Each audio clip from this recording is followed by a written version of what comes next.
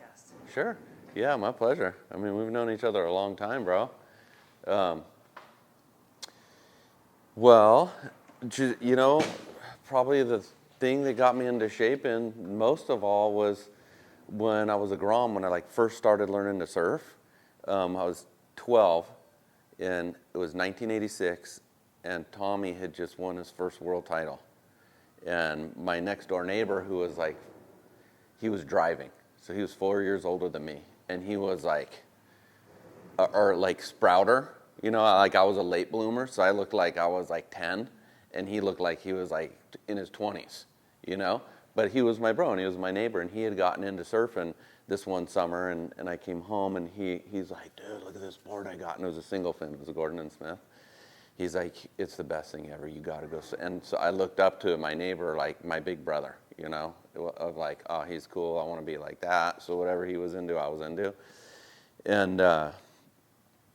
And so I would go surfing with him and his posse, and they just had their licenses, I'm prepubescent, they're all through puberty, and they're chasing girls and have girlfriends and stuff, and I'm still kind of a little boy, but I'm hanging with all the big boys to go surfing. So they'd take me to the beach, and I was kind of the butt of the jokes because I was the kook, I was the late bloomer, I was the little kid, the stuff that in the old days is valuable stuff because it kind of hardens you. It's you can't go through life with some scrapes and bumps and having to figure out how to navigate being the odd man out, and the tag along and stuff. And so that was me, and I'm getting to how that got me into shaping. But I remember there was I had a Hawaiian, not HIC, but it was this other Hawaiian board that was a single fin,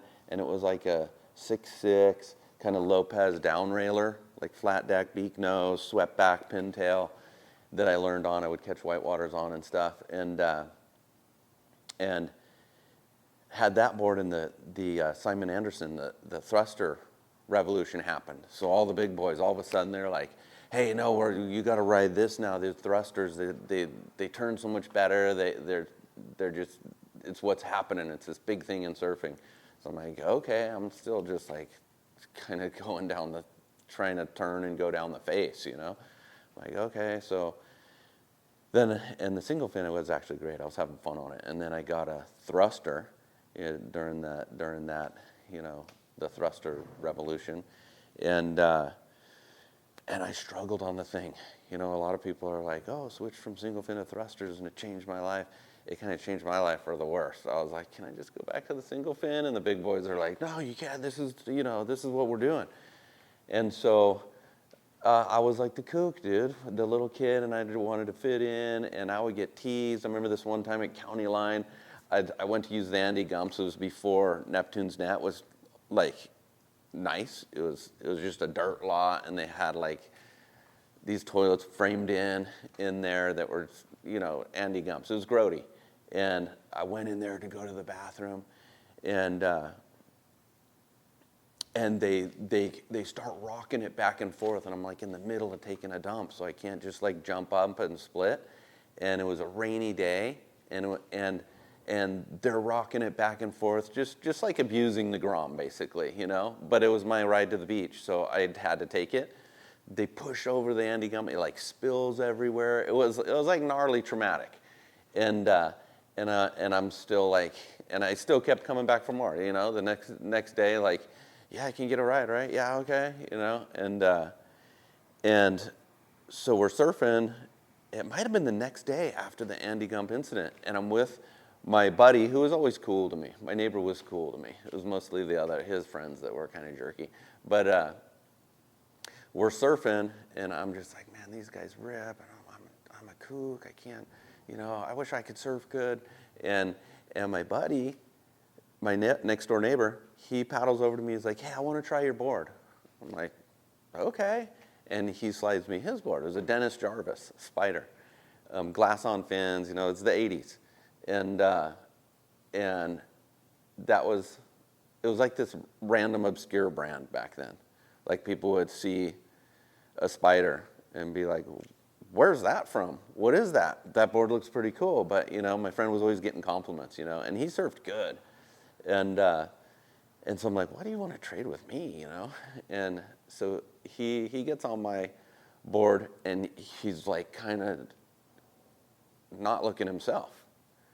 And then a wave comes through, and I catch it on his board, and all of a sudden, it was like, whew, all this speed, and like high climb, and I was like, whoa, I never felt anything like this before. And like, oh my gosh, here's where you're supposed to do a turn. It was like, and I remember I did this turn, and it threw a spray, and then I came out of that with speed, and did another turn and a spray, and I'm going, oh my gosh, I'm doing it. And I kick out, and I'm thinking, was that in my head? And all the big boy posse, they're looking back and they're all, and I was like, oh my gosh, it did happen, And I paddle back out, and my neighbor, he paddles over to me. He's like, okay, I want my board back. And he goes, dude, you just ripped that wave. Like everybody's tripping. And I was like, oh my gosh, I fit in now. And surfing is the best thing ever. It went from like, I'm trying to fit in and do cool stuff, to, whoa, you tap into the ocean the right way. And then it went from that to like, surfing's the best thing. Wow, this is rad. Okay, the big boys, I'm in now. And then it went to, what the heck, how come this worked so much better than that? And this transformed my life, And so that's when I say I first started shaping, because it turned on a switch that went, okay, this isn't like going to the store and buying a basketball when it's basketball season, or buying some, Air Jordan. Well, I never had Air Jordans, but, or getting a skateboard, or, maybe not skateboards, but it's not like a pair of roller skates or a baseball glove. A surfboard is a completely different set of dynamics and hydrodynamics of a sporting equipment, lifestyle equipment, or what does Tom Curran call it? Mind ski. And that changes your life. You get on a magic board. And so through the years, from like 12 till I was 17, I was always like checking out boards. I'd always ask shapers like, hey, can I come watch? Can I come hang out? And most of them were just grumpy, like, kid, just beat it. You do not want to get stuck doing this. I've been divorced 3 times. It's dirty. It's no one makes any money, just like these bitter dudes. And I'm like, I just love surfing, and boards are rad. Like, I couldn't understand them. You get older and you're like, oh, that's kind of understandable how they can get like that. But at that time, I'm just like, please, somebody show me. I want to shape a board. And then in my mind, I'm like, maybe it's something you have to go to college for. Maybe you have to there's a trade school where you got to learn to shape. That's not just something you just go and try to do. It's like this advanced, like very advanced, what is it, is it a 4-year school or something you got to go to, So I'm thinking this from the moment that board changed my life. And then finally, when I was like 17, I was in the library. I was in a public library, and I'm looking around, and I see this book, How to Shape a Surfboard. And it is crude. It's like from the 70s. It shows you how to like pour your own foam, make a template. And so I took the book, and I still never returned it. I still have that book. And I was like, okay, well, if nobody's going to show me, and everybody's like, so like, I just want to shape a board. And so I got that book. I read through it like probably more thorough than I ever read through a book ever until that point in my life. And then the trick was, where do I get a blank? Because it wasn't like now where you can call up, Foam Easy or wherever, and walk into the place and, oh yeah, let me get this blank, let me get my, there was no tools, there was no blanks. You had to have a reseller's license to even get a catalog from Clark Foam to get a blank, and then you had to be like somewhat like legit. And so I'm like, man, how do I like shape a board in the backyard when I can't even buy a blank? And Glenn Kennedy, I was talking to him about this, and I'm like, whoa, he's not telling me don't do this, and this is going to destroy your life, and it's the worst thing ever, he's like encouraging me. I'm like, whoa, what's going on? How come this guy's like, and he, in his mellow way, he's like, yeah, well, and he'd always get my name wrong. He'd call me Chris and Scott, and I would see him like every other day. It was classic, and so I'd always have to remind him, oh, well, it's Todd, and then finally I just stopped reminding him. I'd just be whatever my name was going to be that day. And so I forget what my name was that day, but he's like, you ever seen a Clark Foam catalog? Here, check it out. It's this big thick thing, and I'm like, oh, well, I don't know. And he's like, well, I seen you surfing. You're a shortboard guy. He's like, shortboards are over here. I'm like, well, what's a good one? He's like, here's the deal. You don't want anyone to teach you how to shape. You don't even want me telling you, like, you already know the basics. You know that book about, he's all, you know the basics, just go and do it. Like, just you surf, feel, just put in what's in your mind of how the board feels, just make that, and it'll all work out. And then you'll learn from that, and then you adjust it, and then you're on your own trip. You don't, it's actually a good thing nobody wanted to show you stuff, and you shouldn't do it that way anyways. Just do it. And I'm like, just do it. So there's not a trade school. There's not like some big like thing. I got to jump through the hoops and get my degree or something.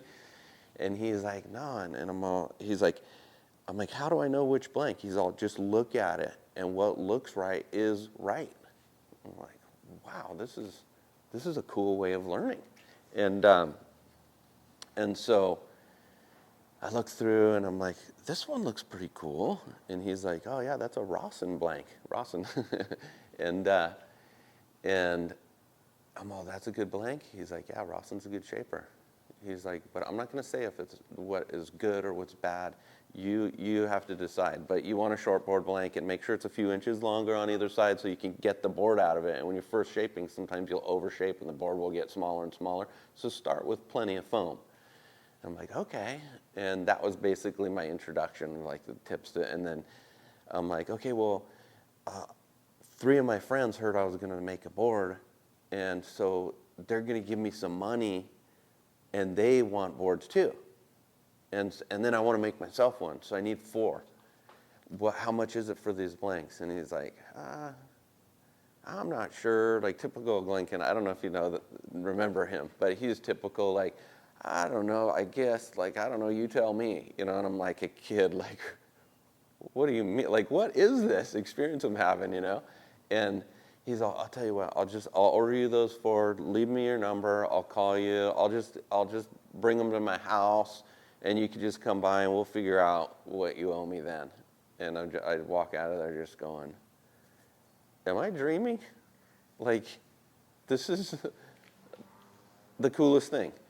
So before I ever even, laid hands on a blank, it was like, okay, I found like the Messiah. I found like this person that wants to help me for no other reason than I see them out surfing, And so he calls me a few weeks later, and I'm kind of thinking too during that time, I'm like, I don't know, that guy seemed like maybe, because I didn't know him that well. We never talked on dry land. I think that was the first time we talked on dry land, was when he ordered those boards for me. I just saw him in the water for years and years from the time I was a girl. So I'm like, is this guy even going to call me? And then sure enough, he calls me, and that was before cell phones. I think drug dealers carried pagers, but I didn't have a pager. And so just my home phone. He calls my house phone. My mom's like, hey, there's someone on the phone for you. I don't know who it is, I'm like, huh. I'm like, uh-huh. I'm like, oh, no way. He called me. What, you have the blanks at your house? Okay, how do I get there, So you didn't have a map thing where you could drop a pin. You had to get out a piece of paper and like, okay, left on this tree. Okay, and then I'm looking for a 7-Eleven. Okay, turn there, So I go pick the boards up, and then the trick was, okay, where am I going to do these? And my parents are all, you ain't doing that here. And my dad was law enforcement, so he was a cop. So I grew up in a cop home. My mom was like stay-at-home mom. And so my dad, in his career, he had a really long career. That's actually what my logo is too, is my dad, because he was a detective. That's what that is. It's not a business guy, it's a detective guy. And my dad was awesome. He was cool, supportive of everything I ever did. But when it came to surfing, he was kind of like, all right. Everything else was always like, yeah, son, that sounds cool. Let's get into it. Surfing, I was kind of like, well, how come, what's the deal with he's not into surfing, I'm going to have to get, rides from my neighbor. And, but it was like, whatever, I love surfing, so whatever. I don't need my dad's, like, approval on anything, and this is the best thing ever happened to me, so that's what I'm doing. And then when it came to shaping, though, he was like, you're not doing that here. I'm not into this. And I was like, whoa, this is kind of gnarly. I didn't expect this. He's like, no, it smells. You get dust everywhere. You're not making a mess here. I'm like, I'll clean it up. He's like, no, just no.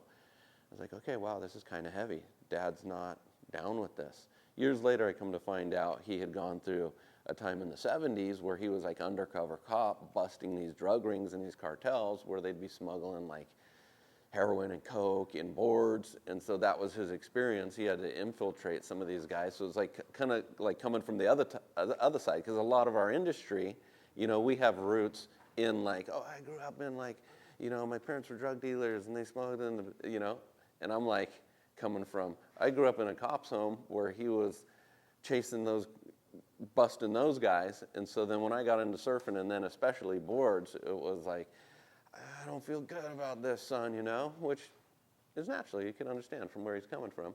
So he wouldn't, so then I asked my grandma, my dad's mom, and she was like, no. And it was like they had all called each other and were like, here's what Todd's getting into. Shut him down. And, but my Italian grandpa, who was like, because I'm half Italian, half German, and so the German side is real meticulous, and then the Italian side, and quiet. And the Italian side of my family, they're real passionate and loud, and they're waving their arms around when they're telling stories, calling each other stupid and shut up, like this kind of like typical Italians. So my Italian grandpa, he kind of balks the family, and he's like, yeah, I'll let you do that here, but there's some ground rules. You have to do it out in the back by the pomegranate trees. So there's like all these sticky pomegranate things everywhere, and in the woodshed, up against the corner of the fence. I'll let you use that. And the woodshed's like full of black widows and like beat down. I'm like, well, do you mind if I fix it up a little bit and clean it out and set up some stuff in there? And he's like, I'm like, I'll pay for it. And he's like, I could tell him like thinking, he's like, okay, a free upgrade to the woodshed? All right, and he's like, okay, Todd, okay. He's like, but you gotta clean up after you're done. I'm like, you got it. And so I rigged out this woodshed, retar papered it. I actually poured a new foundation, like made a foundation bigger, set up like a little gig, put side lights in there. And we're talking, this was in Reseda off like Roscoe and Satakoy. So I'm in like the heart of the Val, shaping my first boards, and it was summertime. And we'd get like 130 degrees, because to keep outside light, you'd have to close the thing in. And I got black tar paper roof, so it's just beating down in there. And I got a planer from out of nowhere that had no adjuster. It wasn't like a Skill 100. It was like a cheapy blue, just you had one level. And I was like, oh, I'll just do like whittling a stick. I'll just whittle the blank, I won't like mow it. I'll whittle the whole thing. So I have this blue, I think it was a Makita. I still have it somewhere. It's stowed away. But I think it was a Makita. And I actually used that for a couple of years before somebody told me, like, dude, that's not, you need to upgrade your planer. It was actually Matt Biolas when I went to San Clemente. He saw my planer. He's like, dude, you're getting those boards out of this thing? He's all, you just wait. He's like, have you ever seen a planer that does this? And I was like, oh, that's too gnarly. I don't want to use, there's no control, because I had learned, no one taught me, so I learned just whittling a blank out, almost like with a knife, but with this planer that just had a blade that spun and stayed at the same depth all the time. So had that, got my lights, followed the book. The book didn't really say anything about like planers. And so all it had was like a wood block sanding. And I actually, from that library book, I went and it said, get a piece of pine this thick. So I followed the directions perfect, went to the lumber yard. I'm like, hey, do you have pine like this? Got a pine block, made that, and then I glued some carpeting on one side with liquid nails to do the crown on the board to make it like kind of curve. And and that was actually just my own improvisation, just kind of like thinking, well, how am I going to do this? And so got all this set up, and then got the blanks, like, just like drew outline, just squash tail thruster. So this is late 80s. So it was kind of transitioning from like flat bottom to V, and I would study all boards. So it wasn't like I was just like, well, whatever. It was like, okay, my friend's board works pretty good. This one doesn't. This one turns good. This one's really fast. This one paddles good. So it'd be like, okay, if it paddles good, it's, well, it's thicker. And this one paddles better than the thinner. Obvious stuff. So just basic things, if you just use your brain that God gave you, I would equate to like, okay, here's I think what I'm going to do. Like, I've ridden different boards, with your friends, you pass your boards around, you're trying different stuff. The swallowtail, oh, that didn't really work good for me, Stuff where you're making broad generalizations because you don't really know yet, like about how important the rocker is, how important the whole contours are. So you're just more like broad brush strokes of like, I tried a swallowtail once, it didn't work.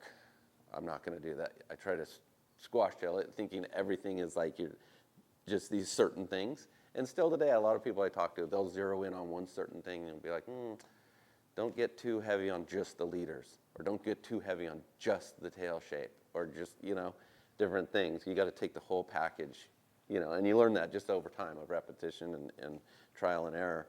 But so I shaped those first 4 boards. They went surprisingly well, the shaping part. And I didn't know that when I finished them. I was just kind of like, now what do I do? Because my grandpa, then he went back, he kind of reneged, and he's like, you're not going to glass them here. I don't want that stink. Because he worked at Point Magoo for the Navy, so he knew about resins and polymers and stuff, and that it made a big stink. So he's like, sorry, well, you're not going to get to do that. You can shape the boards here, clean up the dust, but no glassing.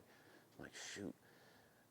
Well, maybe, and then I called, I think Kennedy or somebody, and they're like, here, you need to talk to Casey McChrystal. He's up doing boards for this kid, Timmy Kern, he's going to be really good, and they're taking off. See if he can just glass the boards for you. Just pay him to glass the boards, and you just keep surfing and just shape, and then bring them over there, if they'll let you. But they're real busy. They may not even want to take them. And so I was like, okay. So I get not Casey's number, but his brother, who's over at the Strand. We see him at the Strand still. He's still surfing, and he's like, oh yeah, my brother would probably do that. Just make sure the boards aren't like in a damp area and like up against the wall crooked, because they'll twist. Like, set them on a bed or something so they don't twist, and until you can get up there to until you get save up the money to get them glassed to bring them over. So my friends, so I call over there. Don't even talk to Casey. Just talk to somebody at the factory. They're like, yeah, sure, bring them over. We'll check them out. We'll see. Worst case scenario, it's like, we can't do these here. Sorry. So I'm like, okay, come on. So I drive to Oxnard and have these boards, and like, oh yeah, we talked, and it's this shop grom. He's like, okay, well here's our glassing order card. We fill the stuff out, and he brings them back there. I never see Casey, and I'm like, okay, well, he didn't shut me down. He didn't say no. He didn't laugh at me. He didn't go, oh dude, these these are, sorry, we can't do these, And so I was like rejoicing, in my heart, like, okay, I've made it thus far, and then I'm leaving. I think I gave a deposit or something. I'm like, okay, and I had called before, so my buddies, they all like chipped in, and so I go up there with some cash. I'm like, okay, here we go, and they kept them, and I remember walking out the front door, and the kid, as we're like taking them in the back and we're putting them in the rack, the kids all, so how long you been shaping? I said, well, these are my first 4. And he's like, oh, right on. And that's all he said. So I'm kind of like, oh man, give me something like, okay, well, whatever. It's better than beat it, And so then I'm leaving to go to my car. I walk out the front, and oh no, I do. I get in my car, and I'm like driving away. I'm like, sweet, they're getting glassed. This is so rad, And Casey comes running out, And I'm like, ooh, older person, you know? And, like, oh, older person from there. But I had never met Casey before. Didn't know what he looked like. I was running out, and he, like, runs in front of my car. And he's all, hey. And I'm like, oh, no. They're going to tell me, like, we can't do these. Like, you got to take them, you know? And he's all, roll down your window. And I had, like, roll down windows. And so I roll down the window, and he's like, hey, are those the first boards you've ever shaped? And I'm like, yeah. And he's all, what are you doing right now? And I'm like, I'm probably going to go surf, or is going to go, He's like, no, I mean, like, what are you doing? Do you work, or are you going to school? And I'm like, well, yeah. And he's all, dude, you should quit school and just shape boards full time. He's like, are you sure those are the first 4 boards you shaped? And I'm like, yeah. And he goes, dude, you either have it with shaping or you don't. It's like with good surfers, you can tell right away they have it or they don't. You can put in a lot of time and this and that. He's all, you have it. And I was kind of like, really? And because I never thought of it as like, oh, this is a blue collar job. This is like kind of, make a lot of, I was just like, I love surfing, and my friend's board changed my life, and I've been studying boards ever since, and that would be the greatest thing in the world, and everything will work itself out, I remember my friends in high school, they were like, career opportunity, we're going to be a senior next year, we got to start figuring out our, and I remember looking at them just going, we're 17. What are you talking about? There's waves. Like, we're young and healthy. Like, that's great. There's a place for that. You want to start young, have a family, have a career, and this and that. But a lot of people just plotting out, like, okay, if I do this, okay, I could be a doctor. Okay, this many years of school. I can't stand blood. I hate blood, and I really don't like people. But man, I can make a lot of money. And it was like, whoa, this is crazy. Like, we're turning into adults. And I remember just thinking, I don't care if it's dirty. I don't care if I'm gonna just do it, and I think everything will just work out. I knew in my gut, like, okay, I'm getting like signs and open doors, and people are speaking into my life. Kennedy, and then McChrystal, and it was like, and then other people too in our little community, our little tribe, and it was like, okay, this could be my end. This could be something, And so I did. I dropped everything and was like, phew. And Casey was like, come work here, And he's like, but I want you to learn like all the stuff, but you can't just show up because the other guys have been here a long time, and you can't just show up and be shaping, but I want to like bring you along, and you're going to shape too, and you can still keep doing your own thing because I want you hand shaping, but computers had just come out, and Tim Curran was like 15 with Quicksilver, I think, and had just gone on a trip with Kelly and Tom Carroll to Cloudbreak, and it was like this big deal, and so all of a sudden he was like inundated. So I remember he got on the KKL machine. I think it was the only machine in California that, and so I was finishing off those, doing my own hand shapes on the side, but then learning how to sand too. He had me polishing boards, all kind of stuff.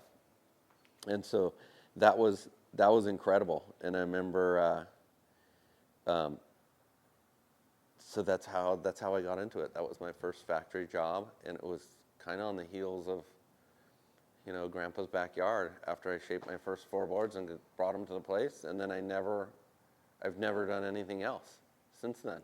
I just have shaped boards. That's the best life story I've ever heard. Dude, It's been a good one, Tell me about what that was like when the crystal came to your car. You must have just been like crapping yourself. Yeah, I was. I was like, I thought I was so close, and like, here we go again. Like when I was younger, I don't know, maybe from my dad. My dad was like really, really cool, but he was a cop. And cops have like a special kind of like blood that runs through them that is a little bit kind of like, yeah, looks good, sounds good, but there's, what's actually going, like kind of not pessimistic, but like, let's look at all sides of this thing. They're not typically like golden retrievers, just like, woohoo, let's go, you know? They're kind of like, And so I think I had a bit of that growing up just from being in a law enforcement family. So it was sort of like, be ready to be disappointed, you know? Because law enforcement, they're looking at the dregs of humanity, you know? They're not looking at like the bright side. They're looking at the stuff of like, we have to protect the rest of society But from, also, it was your you know. dream. So Yeah. So it was like you were like, this is too good to be true. Yeah. Like Casey McChrystal. I mean, that's insane. Yeah. Your first 4 boards, and he's just like runs out and stops you and says, "Great boards." Yeah, I mean, I don't want to paint a wrong picture. It wasn't like he was like, like sprinting, like, dude, oh my, you know. He was like, you know, but he came out and was kind of like, hey, wait, stop, like, you know, and made a point, you know, and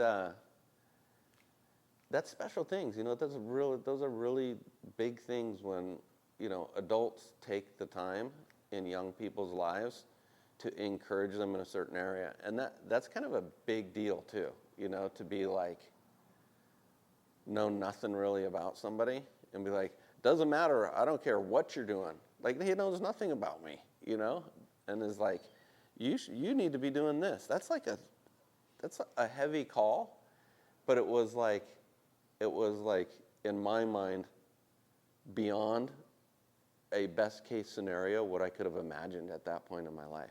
It was like, are you kidding me? Well, yeah, you know, and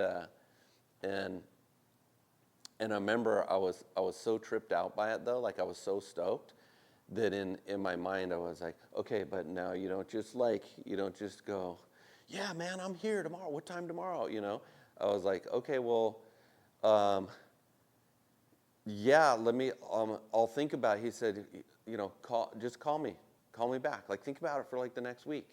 And so I did. I went and like thought about it, talked to my friends, and then I told my parents were like, oh no, oh no, you know. And I could see it in their eyes, but it was like, you know, when you just know something like deep down, almost like it's been wired into you, and you're like, this is what I'm supposed to do, and you find that. It doesn't matter how you were raised or this, that. It's like, I just know, like, I'm going after this with like everything I got in me, and I'm going to do my best. And that's how I've tried to be ever since, because with shaping, there's not really any wiggle room, you know? I mean, if you're going to sell out and like do pop-outs at the Cobra factory, you know, and license your name out, or like have a side things that you make money off of, or like do the softboard thing, or like stuff like that, you know, or even have investors and do like the mass production in all the shops, which are, you know, there's a lot of that is just are putting boards on consignments in shops. So you inevitably need investors, and then they have say over how you do your thing, you know? And so I've never really wanted that. And so it's tight quarters to run the ship just so to be able to make a living off of making like custom boards, or using the best materials that cost more, or taking the time with people to make them a rad board and like listen to them and, you know, surf with them, and, you know, and so it kind of is one of those jobs where it's like, if you had just had it as like, oh, yeah, this is my business, it would be the worst business model you could ever imagine, ever. And any businessman or person went to business school would look at you know, and be like, you're going to kill yourself. It's impossible. The numbers don't, but it is somehow, if you show up every day and you never like go, maybe, you know, you can never like kind of doubt or question, and every day that you start is like, okay, I'm going in full throttle, and I'm going to do my best, and somehow it works out that way. But it's a tough one if you want to be completely like unpurchased, unbought, you know, like completely independent, um, that's a tough one in today's, and I think it always has been, and I think that's why early on, even back then, even in the 80s, like the golden age of the 80s when the surf industry was booming, when Curran and Aki just like, and Simon Anderson, the thruster and high performance, when all that was happening, carried all through, the Andy era, that was a 30-year run of some pretty like lucrative times in surfing.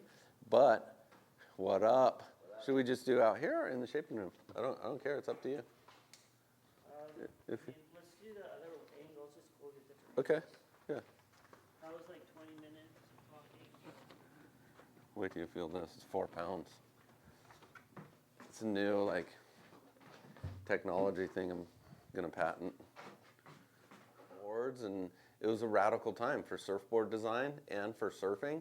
It was the whole like momentum generation was in full swing, and Timmy was kind of like the just underneath, like the almost like, whoa, we just had the momentum generation is here and they've transformed surfing, and then there's this kid who's like pushing to transform it beyond that, even like, whoa, we're right in the like heartbeat of design innovation on boards, and we got our own like hometown golden boy who was just cool too,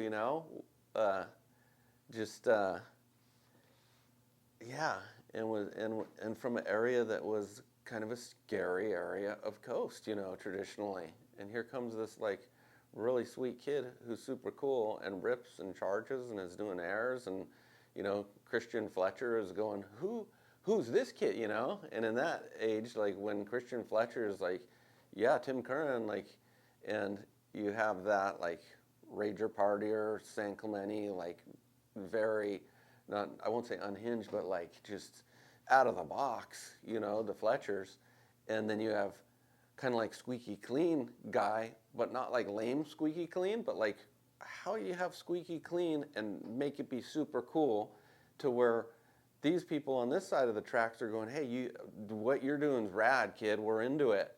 It's like at an area of beach, which is just localized central, like lockdown central, and bring light into that, bring light into the whole thing is really what that kid did. And but without like, because sometimes under the guise of like, oh, we're bringing light into like, there's a place for like keeping things not exploited, and keeping spots under, not like under control, I don't want to get it wrong, like I'm one of those like regulator people. I'm not.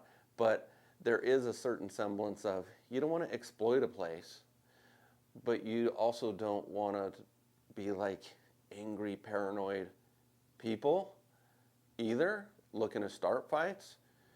And it was a really interesting like transitional period in surfing of both just the culture and like the tribe getting it together, and this kid coming that was unique in that time. It was almost like something you hadn't seen in surfing before, and so it was it was a benefit and a growing time for boards and communities, and just surfing helped shape the direction of surfing, and I felt like, whoa, God dropped me right in the middle of the hub of this factory of like where people are talking, oh, this kid's going to be like, he could be the next Kelly Slater. He's going to be, and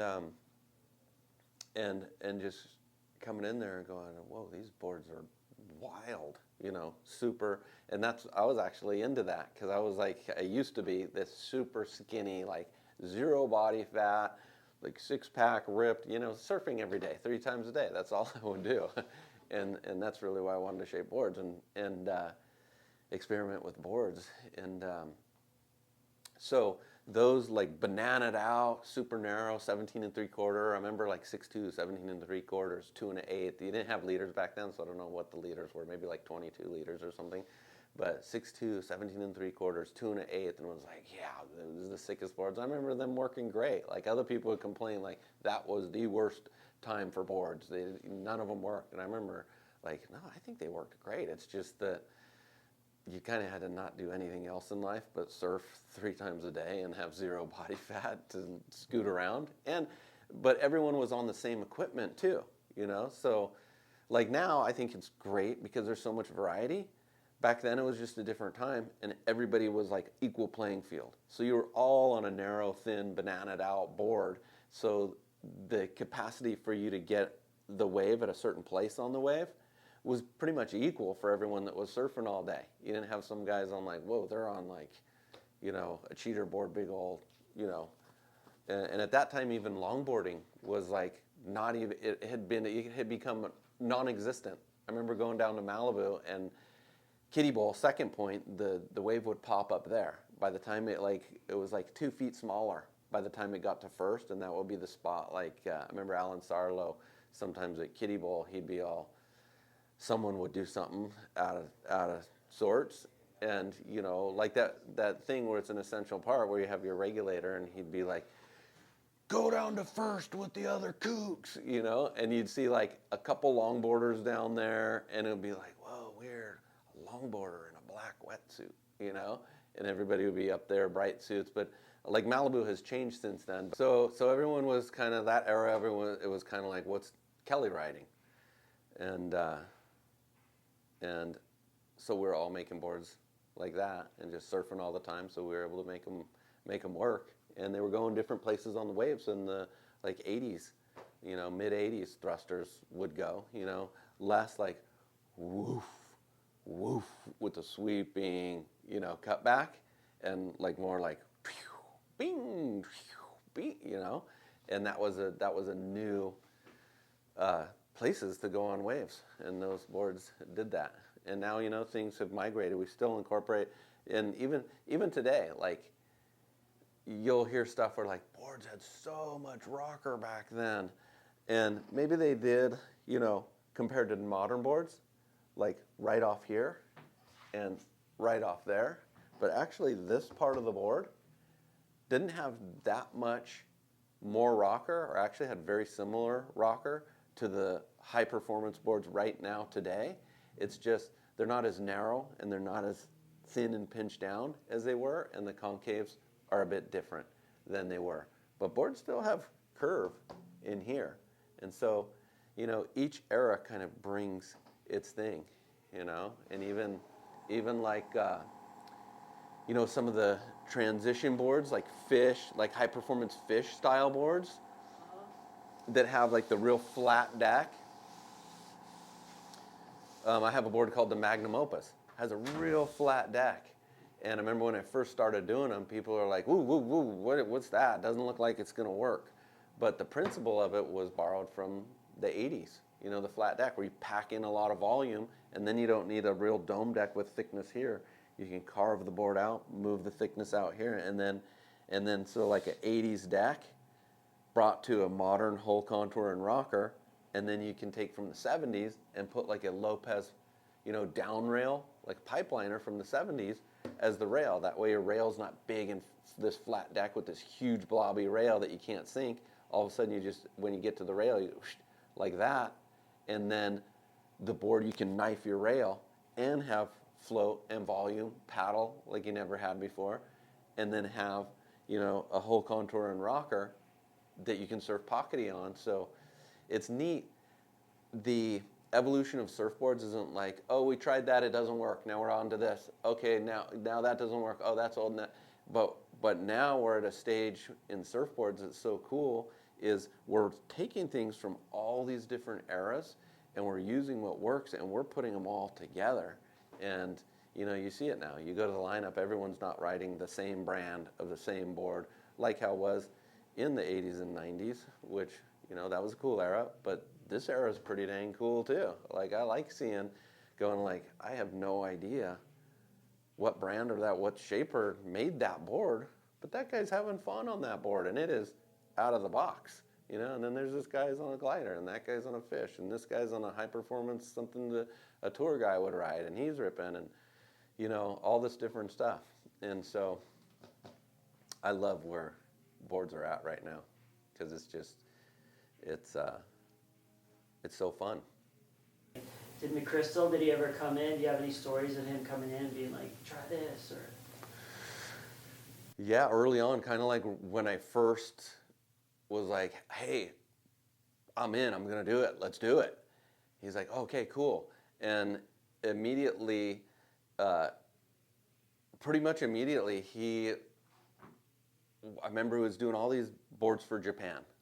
Like it was kind of like, went from McChrystal, like you'd see a few here or there, like I knew people that had them, and then Timmy, and then that trip to Tavarua, and then it was like, we need to get board scanning on the machine, and it was like, they were just lined up, computer boards to finish off.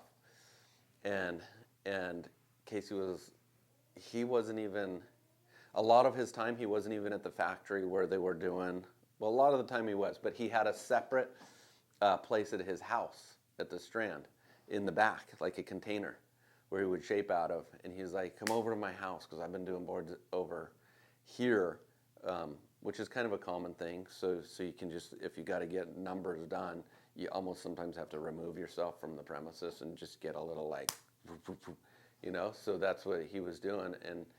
And he was like, okay, these are scanned, these are computer boards. And I remember thinking, whoa, the future is here. Like, it wasn't too long before that it was a big deal when you heard like, ooh, Tom Curran won the title lined shape that Tom Curran claimed his like second world title on, or something like that. Or it might have been his, yeah, I think it was his second world title. And it was a board for Sunset, a gun. And I remember thinking, laser? Like, they're using lasers now? But that was just in the magazine, I read that. So this was my first time actually seeing like a machine-shaped board that was scanned off of like one of Timmy's favorite boards. And Japan had ordered a bunch of these things. It was when Japan was boom time. You know how because they had like 30 years of just boom time industry before their economy, you know, took a big hit. And so this was probably at the beginning of the height of the whole Japan thing, and Casey had all these boards lined up, and he had this rad artist working there who went on to work for Disney and other places.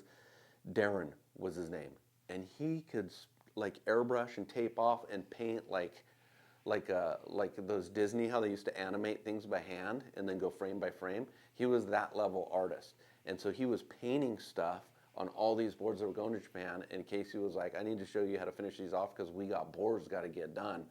And so I was at his yard where he had his separate shaping room at his house, and we were in there, and he was like, okay, here's scan board. And so I was like, wow, stuff's moving fast, and technology, and like this, it was a really neat time. And he was like, but here's the thing, for you, don't ever stop hand shaping. You should just be hand shaping. Don't like start scanning your boards. Like, you need to do that for like a few years and just really hone like your eye and your craft. And I remember, I don't know if it was him who was saying, but somebody somewhere was like, it might have even been Darren and me and Casey talking, but it was like, okay, it's like an animator. When you start drawing stuff, you don't immediately go onto the CAD software and start putting your like animated movie together. You animate and animate and animate and do it like the old school way. That's kind of like how it was with the boards, and that's what they told me. Like Matt Biola, same thing. When I went to work down there, was no, we don't want you to stop hand shaping. Keep doing that, and just whatever comes to your mind, do that, because the computer is actually going to like stunt what you're doing, and you don't want to stunt that. Just let it like free flow. And so both Casey and Matt encouraged me, whatever you think about, just do it and hand shape it. And we would have like really cool conversations of like, what were you thinking with that? You know, well, here's what I was thinking. Okay, and we'd talk design stuff. You know, and so at a very grassroots ground level of, you know, like animating or anything, do it by hand. You don't just jump into something and then automate it. That stunts like the artist's creativity. Like, you do it the long way, and you do it that way for a long time till like we have the boardroom show coming up. I haven't hand shaped a board in a long time, dude, but that's all I did for the first 10 years of my career. you know? And now I'm 30 years in, and since I got my machine, I almost design everything exclusively. It's like a designer's tool now, but it wouldn't have benefited unless I had spent a decade just hand shaping everything. And people are like, hey, have you been training? Are you ready? And it's like, dude, I did hand shape for a decade. It's like riding a bike. I'm not going to forget how to ride a bike. Like, I'm ready, you know? And so we had like talks about that, but he had all these orders for these Japan boards, and they were computer boards. And I remember him telling me the importance of hand shaping, but just to get the numbers with all the orders, like you kind of had to do it. And I remember him telling me, dude, if I could, I would shape the boards by hand, I would glass them, I would sand, I would do everything myself. But I can't, so I have to do things a certain way. And he would say, he was like, look, now look at this board, and then when it's resized on the computer, what do you see? And I'd be like, well, even though it's a computer and it's quote perfect, when it resized from Timmy's actual board to this bigger version, it distorted this or that from how you would actually do it if you were going to hand shape it. At least that's what I'm seeing. And he's like, yeah, that's right. He's like, so even with these computer ones, when you're finishing them off, if you see something that doesn't look right, this is just a computer that has no mind, it has no brain, it has no like soul. It's just taking something, scanning it, putting it in an algorithm, and then it scales it up, scales it down. But it doesn't necessarily proportionalize the way the curve of the rocker ought to be as it scales up. It's a computer. And so, and I've remembered that to this day because it's true. If you work with any like design software stuff, there's limitations. So people can be like, ooh, AI this, AI that, it's going to take over, it's going to be better than people. It's a lie. It's not going to be better than people. And you still have to get in there and look at it as if you're going to hand shape a board and not be affected by, ooh, AI said this is a perfect computer shape. All I got to do is take out the ridges. Okay, done. It's perfect. It's not. You got to look at that with a critical eye and go, yeah, but that doesn't look right. So we got to tune this and tune that. And so Casey told me that, and that stuck with me to this day of, you know, but then I wanted to make sure, like, hey, am I interpreting, because this is your board. And so we'd have discussions like, am I interpreting this right? This is what I think you should do. And he'd be like, and it was cool because it wasn't like, no, actually we got to go like this, where I'd have to be like, okay, let me, yeah. And so we finished some off, and he threw one on. He's like, okay, so I remember it was that era when the was real popular. And so he was like, hey, the machine leaves this kind of thick on the thicker boards.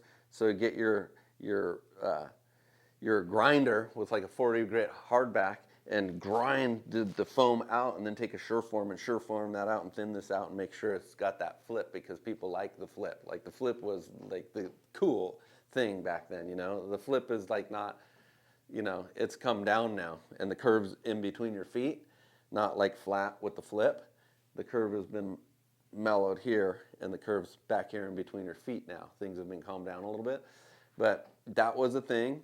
And then also there was a unique thing with Timmy's boards, which was kind of a new thing, I think, for then. I think he may have like kind of trailblazed this bit, was like the rails coming to like softened to a tucked edge. Everything was fairly like kind of like hard edges. Like I remember Xanadu, he was making, he was kind of a force at that time, and his edges were like real sharp all the way through. And some of Weber too, Greg Weber's boards, because I think it was around the same time as who was the kid? He recently passed away. Phenomenal, Shane Herring. He had similar, like Xanadu and Weber had similar boards with lots of rocker and the heavy concaves running through and the hard edge and low tapered rails. And McChrystal's were kind of similar to that, but the rails were softened because Timmy was doing, you know, not just the like gutting, you know, cutties. He was doing like airs and reverses and alley-oops. I think he did the first alley-oop, right? I think so, because I remember in that shed, what we're talking about, at his house, where he was showing me the fine nuance of how he thinks when he does his boards. There was a poster in there, and I remember it was the first time I saw it, and I was like looking, and it was Timmy, and I was like, whoa, what is that? That's a crazy air. And he's like, Timmy's calling it the alley-oop. And I think it was like the first time that was done, and it was like this sequence. And, you know, that's like a mainstay on tour now. You know, what was it, Julian Wilson and John? Wasn't that like the move of the year? Like within the last 10 years, it was those huge alley-oops. Yeah. And Noah Dean had that huge alley-oop at Western Australia. What's that one spot? Well, like, Timmy was a really good surfer, but like, I feel like his surfing on the McChrystals, like McChrystals was a good shaper, right? Totally. Yeah, they fit. Even when he switched boards, yeah, it was a good fit. But he had like this softened bit in here. And I was like, is that, but what about the, he's like, no, the board will still as long as it's sharp back here, but this needs to be soft. So when Timmy goes, and I think had been talking about the alley-oop. It was the first time I heard like alley-oop. I was like, isn't that a basketball thing though? Why are they calling it that? And he was like, well, it's kind of, you know, and I was like, oh yeah, it is kind of alley-oopish. And so, and then he was like, yeah, well, for that, when he's coming down, if that's too hard edge right there, that can snag, you know, hiccup you and buck you off. So a little soft, it's like, whoop, you know, spin around. And so I was like, okay, well, I can do that. That's easy enough. Makes sense too. But it's cool when, and that's why, like, when I do board breakdowns and stuff, or when I'm talking to clients or working with Team Rider, like, I try to explain it rather than just going, do your thing. This is the latest, you know? Like, it actually kind of bugs me a little bit, like when I look in like this mainstream surf thing that goes down, when you have like athlete holding set item. Okay, well, this is my fin template. It's me. Get it. You know, I'm always kind of like, man, we need something more. Like, please, you know, explain something. Why? Don't just like, you want to be me. I'm better than you. Let me tell you. So just go out by, you know, like I'd have never liked that. Even when I was like a Grom, you know, like